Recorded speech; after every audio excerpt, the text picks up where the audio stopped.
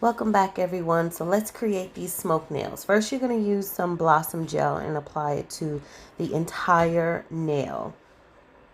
After you do your blossom gel over the entire nail, you're going to get you some white gel polish. And you don't cure this. And then you get a nice little beaded ball chain. And you just load that chain up with your gel polish and apply it to the nail, and then just literally, y'all, just drag it where you want it to go, and it's going to create this cool pattern. Isn't that cool?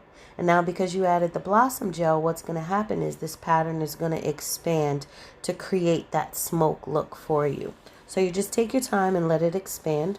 When it's done expanding, then you're going to put it in your light for 60 seconds.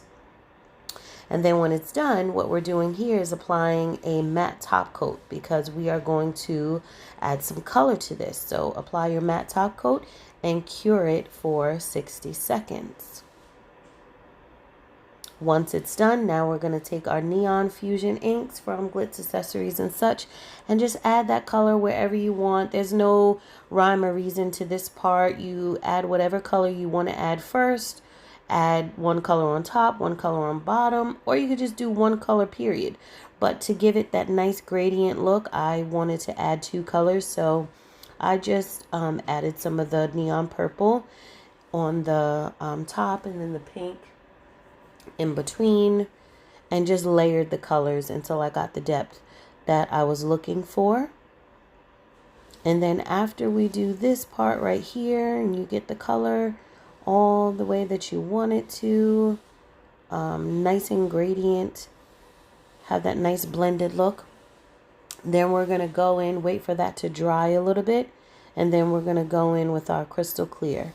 This is the solution made especially for Glitz Accessories and such fusion inks, because it really helps marbleize the color, take away the color if you need it to, and really smoke out that color the way you want it to. So I'm literally just dabbing it on the edges, because I want to make sure that all of the color that got onto the black is removed before I start going in along the edges to lighten up the color and give a little tiny bit of marbling effect. Not really much.